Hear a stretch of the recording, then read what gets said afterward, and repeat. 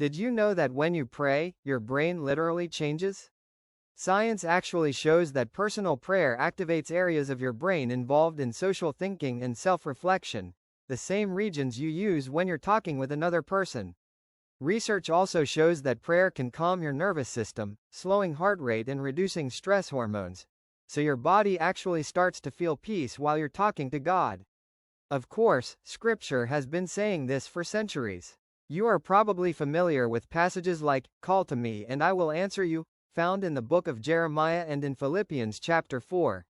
Do not be anxious about anything, but in every situation, by prayer and petition, with thanksgiving, present your requests to God. And the peace of God, which transcends all understanding, will guard your hearts and your minds in Christ Jesus. When you pray, God hears you, and your brain responds to that truth. It's not just spiritual, it's physiological. In today's episode, Victoria will unpack the affirmation, "God hears your prayers." This belief literally impacts your brain, reshapes your thought life, and helps you manage anxiety, worry, and overthinking. She will offer practical tips, science-backed insights, and some personal stories you can relate to. Whether you're wondering if God really hears you, or you just want your brain to get a little help in calming racing thoughts, you're in the right place. Please stay tuned and don't miss the special freebie offer to accompany this episode. On the Choose to Think podcast, I will encourage and empower you to engage and optimize your best thought life in practical, meaningful ways so that you can live day by day in joy, peace, and God's purpose despite all externals. This is Victoria, and welcome back to the Choose to Think podcast. I'm so glad you're here.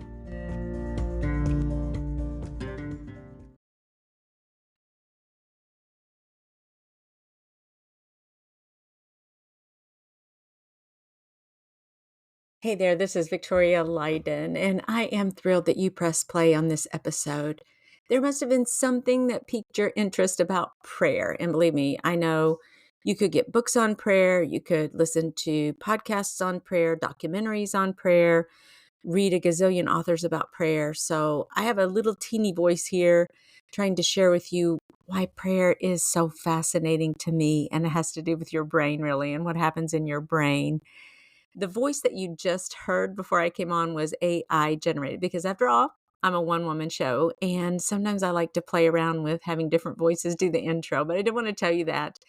And I also want you to know that in that intro, there are a couple of scientific studies were referenced, and I'm going to place those references in the show notes for you.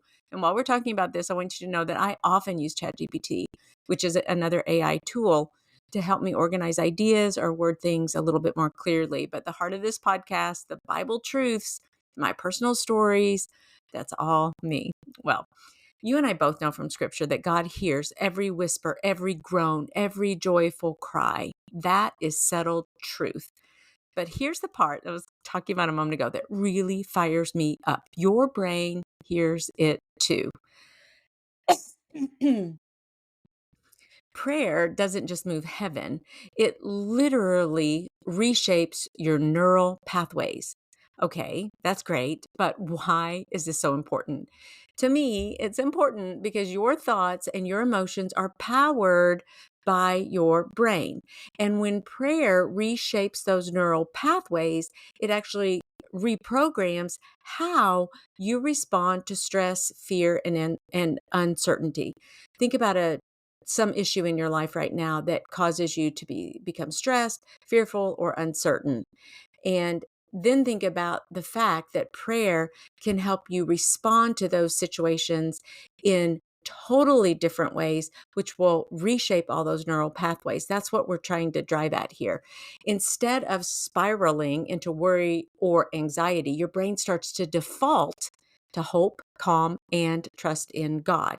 So basically what you're doing is you're recreating with your thoughts new neural pathways and a new default system, so that when you're triggered or when you're in really tough situations, instead of responding the way you always used to respond, which only aggravated the stress or the anxiety or the uncertainty, you're going to learn new ways to do that. And it all starts really with your thoughts.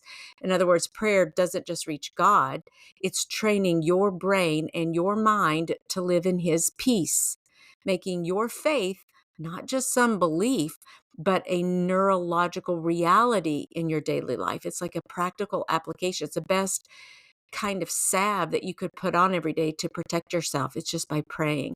So I'm over here doing backflips because I love talking about this. I love talking about the spiritual discipline of prayer, yes, but the impact that it has on your brain and how this is going to change your life if you can kind of grab hold of this and if you believe that God hears your prayers. And I'm so excited to unpack this affirmation. And we're going to look at it through what I consider a fascinating lens, the lens of neuroscience and your thought life and the scriptures. But as I reflected on this particular affirmation, remember we're in a series of 30, and this is like 23, I believe, it occurred to me that I don't really doubt that God hears me. Do you doubt whether God hears you? And you may, and that's its own little kind of ball of wax, right? But for me, I trust that He does hear me, much like I trust that He's going to take care of me. What is fascinating to me is that prayer as a spiritual discipline is what it does to your brain. And that's what I'm going to focus on today. So let's say you're a little bit like I am and you think, yeah, you would say, yeah, I think God hears me. He hears my prayer. But why is that so important? And what's happening in your brain that would motivate you to continue praying?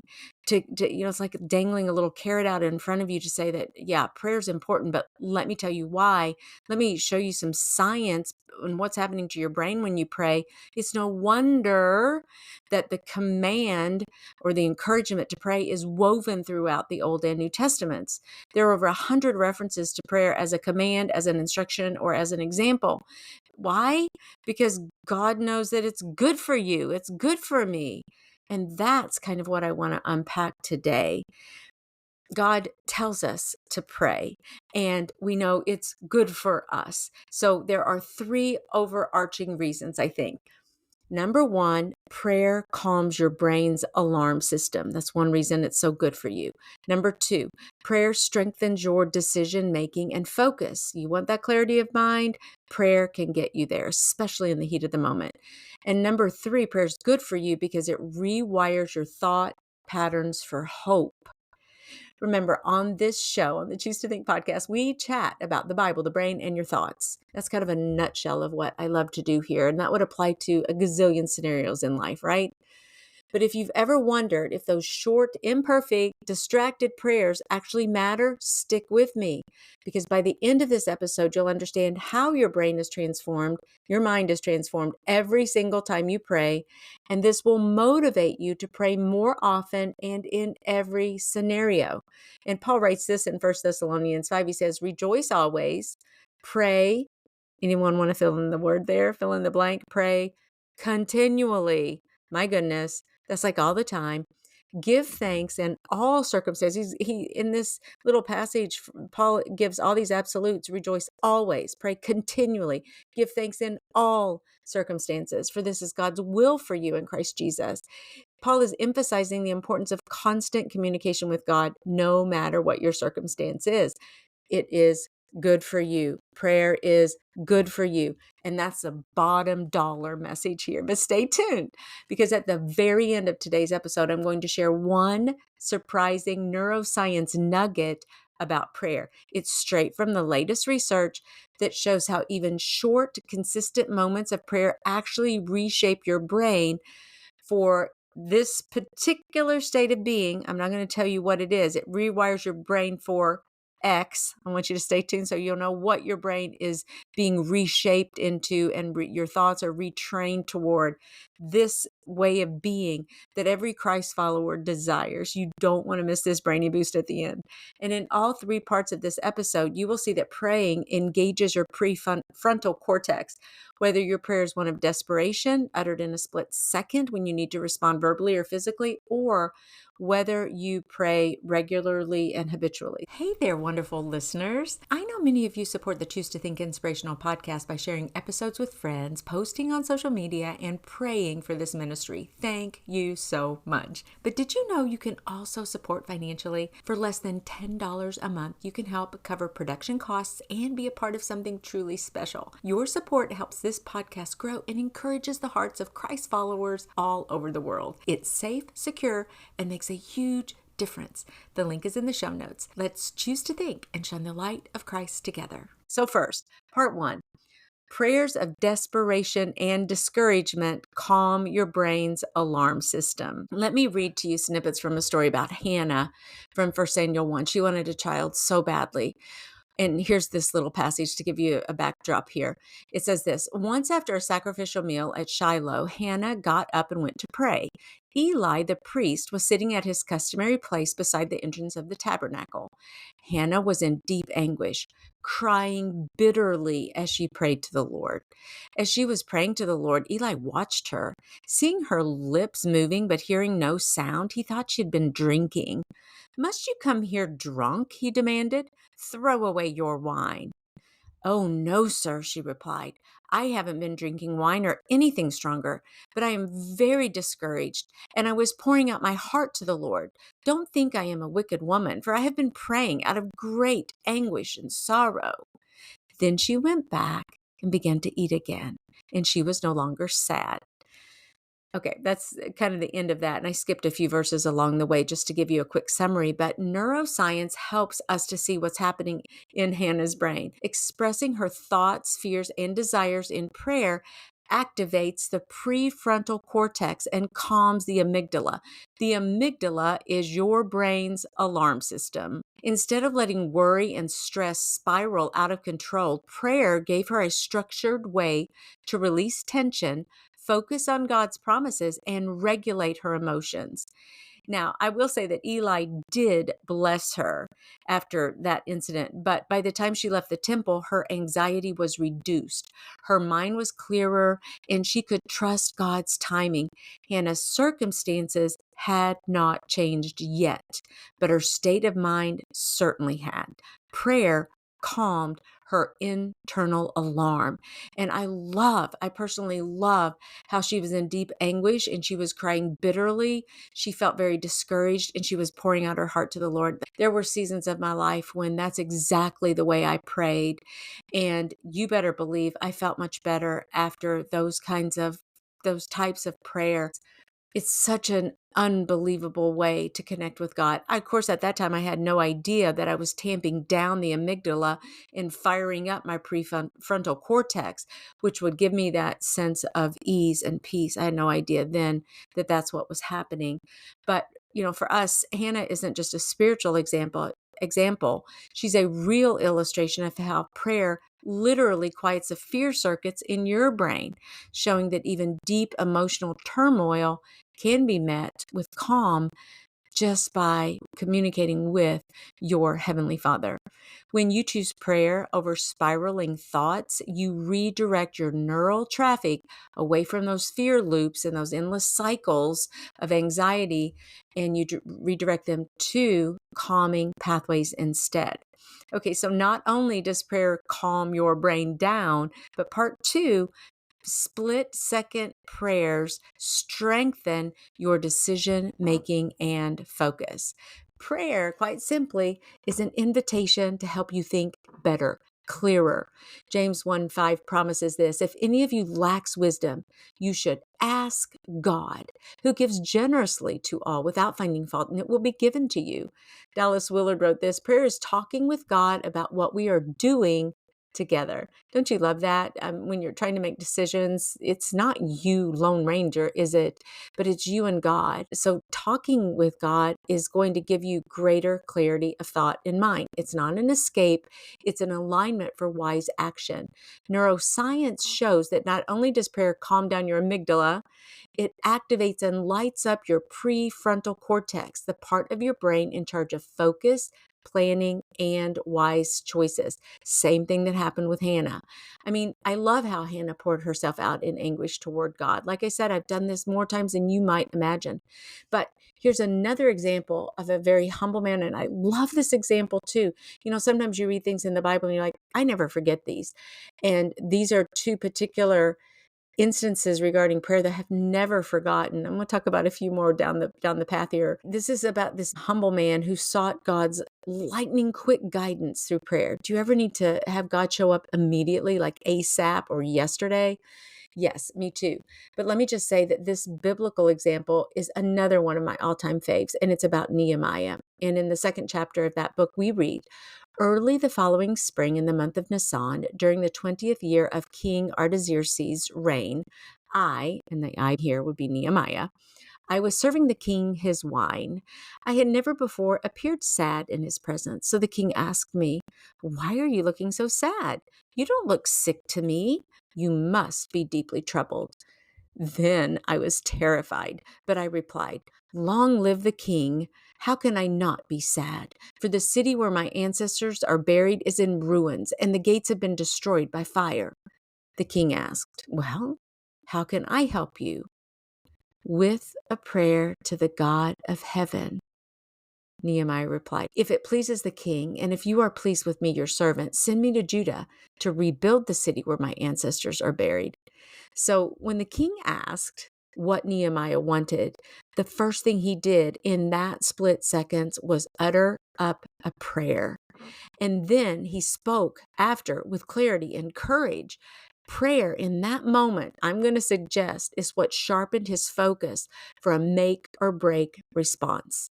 This aspect of prayer, praying in the moment when anxiety or pressure hits, can be so encouraging for you because it shows that prayer isn't just about asking God for things down the road. It's about retraining your brain in the here and now. It becomes that new default mode for you. You kick in your prefrontal cortex, you kick it into gear, and by praying, by going down that circuit in your brain, and then suddenly you have greater clarity of thought and mind. Just like Hannah poured out her heart in anguish, and Nehemiah prayed here, in this case, in a high stakes, split second moment, your prayer too can calm your amygdala, quiet those fear circuits, and help your prefrontal cortex take the lead. That means you can think clearly, make wise decisions, and respond with courage instead of panic. Why does this even matter to you? Do you want this? I do. This is why it might matter to you. You probably wrestle with racing thoughts sometimes, second guessing or stress, especially during life transitions. Maybe you're raising kids, caregiving, or you have work changes. Seeing these biblical examples of Hannah and Nehemiah reminds you that God designed prayer to regulate your mind, not just your heart. It's a tool for emotional and cognitive control, a way to move from overwhelm to calm confidence.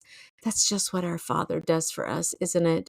I mean, He wants us to come to Him in prayer because we have that relationship with Him, but it's also good for us. Prayer is good for you.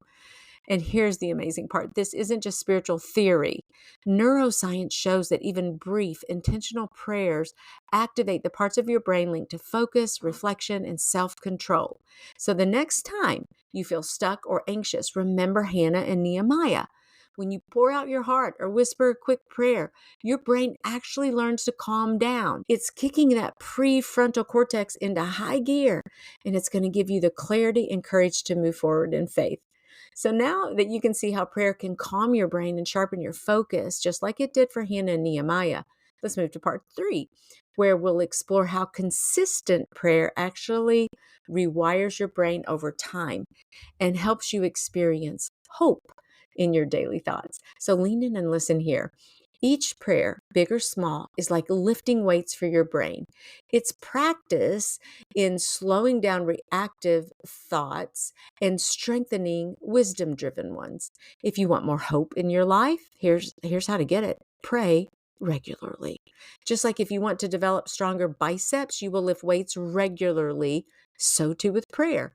Regular and habitual prayer is the best spiritual workout you can do. The end result is hope, which takes us to part 3. Prayer rewires your thought patterns for hope. This essentially is neuroplasticity at work. A 2009 study found that regular prayer activated brain regions linked with empathy, compassion, and positive outlook. In other words, prayer reshapes your brain to default toward hope. This is one of the reasons why the Choose to Think ministry verse is Romans 12:2. Be transformed by the renewing of your mind. Prayer is one of the ways that God literally rewires your neural pathways and fans the flame on hope in your life. Take Daniel, for example, in the Bible as our point proof. 3 times a day, even under threat, he prayed. Do you remember that about Daniel? That rhythm not only built faith, but also forged resilience and hope in a hostile culture that he was in. His thought life was rewired by consistent prayer, and this gave him hope. Think of your brain like a cluttered house. Those anxious thoughts pile up like boxes in the hallway. Wouldn't you hate that? You keep tripping over them, walking around them, and every day you see them, they're just like big energy drains. But every time you pray, it's like clearing one box out of the way. Slowly, light and space return. Over time, your mind feels less cramped, and hope has room to move in and settle down. Prayer becomes the daily rhythm that keeps your inner house uncluttered and full of hope. Prayer doesn't just soothe your spirit, it reshapes your mental default settings, moving you from despair toward expectancy and hope. Okay, so let's pause and recap what we've covered today. We've been unpacking the affirmation, God hears my prayers.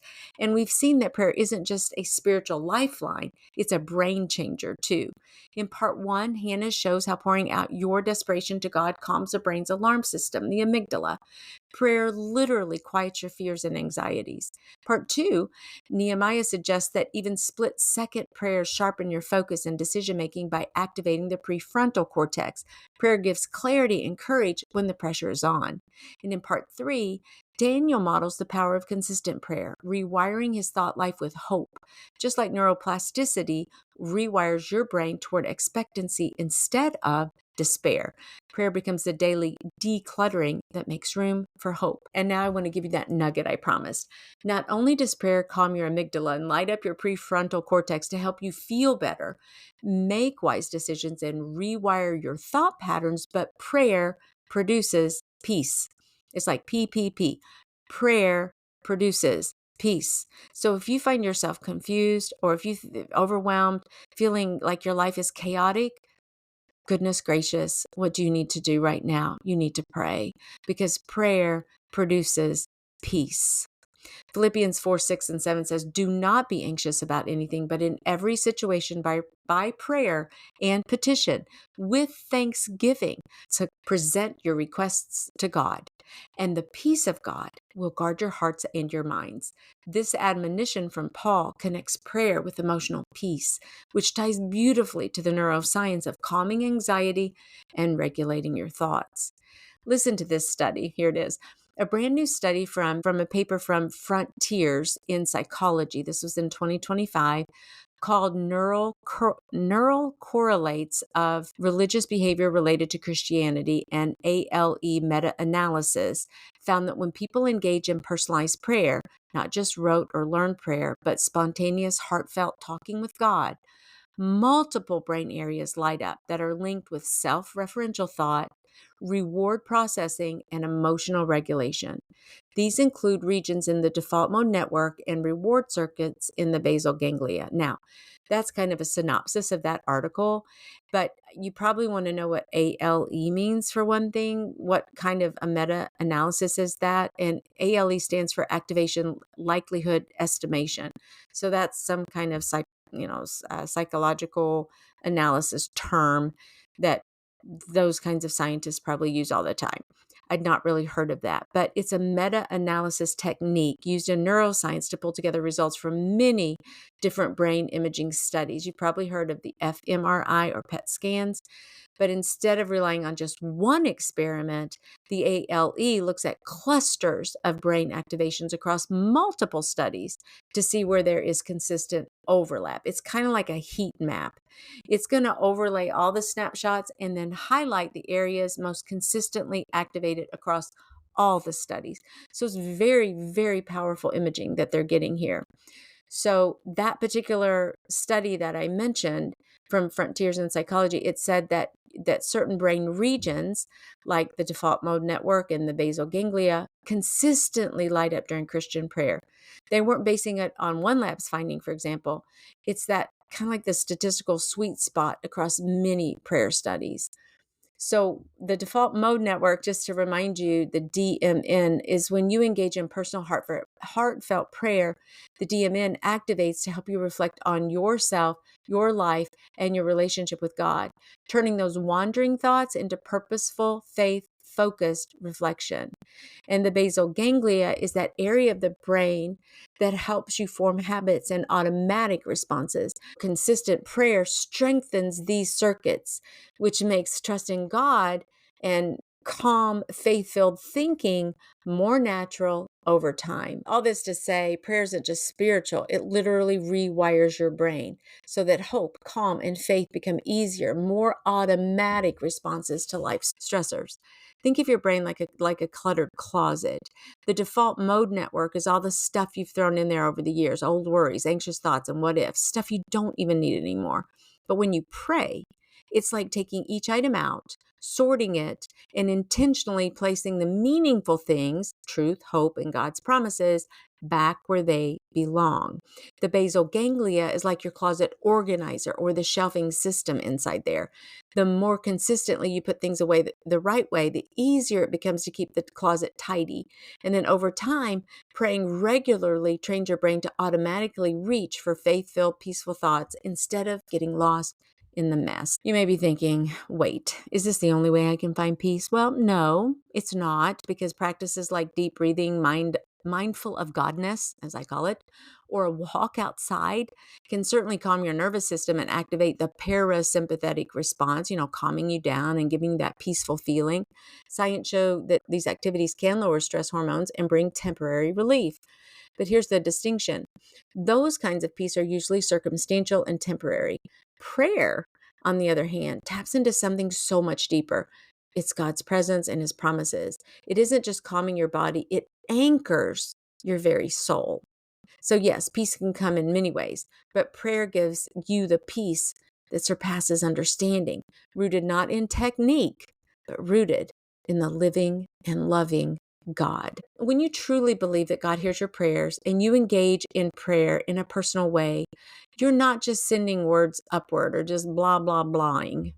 You are activating your brain's built-in systems for hope, meaning, and calm. Your neural reward centers respond, giving you a mini peace response neurologically. It's like a little mini spa moment. It's so good for you. Prayer is good for you. And that's powerful because it shows belief and prayer isn't just spiritual fluff. It's literally measurable in your thought life and your brain functions. Hold on to the truth that prayer produces peace. Whether you pray long and hard, out of desperation like Hannah, whether you pray a split-second prayer for clarity and direction like Nehemiah, or whether you pray regularly like Daniel, it's going to produce peace in your life. But I want to close thinking about one other person who prayed, who embodies everything we've talked about so far. Who is that? You know who it is. It's Jesus. He is the living example of everything we've talked about here today. Jesus himself often prayed in moments of deep anguish. Just think about the Garden of Gethsemane. Under extreme stress, he poured out his heart to the Father. His prayer gave him strength and calm to face the cross. Just like Nehemiah prayed before speaking, Jesus prayed before major decisions. For example, he spent all night in prayer before choosing those 12 disciples. Prayer aligned his thoughts with God's will and sharpened his clarity of purpose. Jesus also modeled consistent prayer as a daily rhythm in his life. He withdrew regularly to lonely places to pray. That habit reshaped his humanity, showing us that renewal and hope come through regular communion with God. And Jesus also promised his followers a peace that the world cannot give. He lived out that peace, even in the storms, even on the cross, because he stayed connected to his Father through prayer. And so can you.